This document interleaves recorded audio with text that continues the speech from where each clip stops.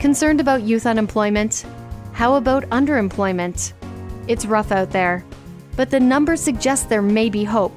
A report by the Certified General Accountants Association of Canada on youth unemployment paints a picture that isn't as bleak as it has been in the past, and tells us that better times may be ahead. Over the last decade, the youth unemployment rate has experienced a declining trend, and even at its highest level, it was still noticeably lower than during the previous two recessions.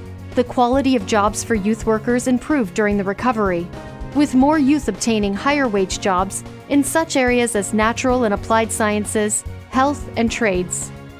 More than half of all unemployed youth were unemployed because they just came out of school, and nearly half of all unemployed youth were able to find work within a month. In 2011, only a small proportion of unemployed youth experienced long-term unemployment.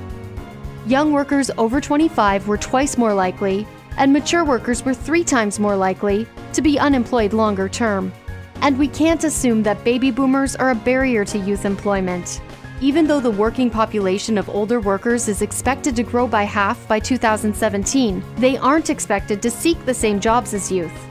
In 2011, nearly half of youth were working in clerical, sales, and service-related occupations, and only a fraction of older workers sought employment in these areas.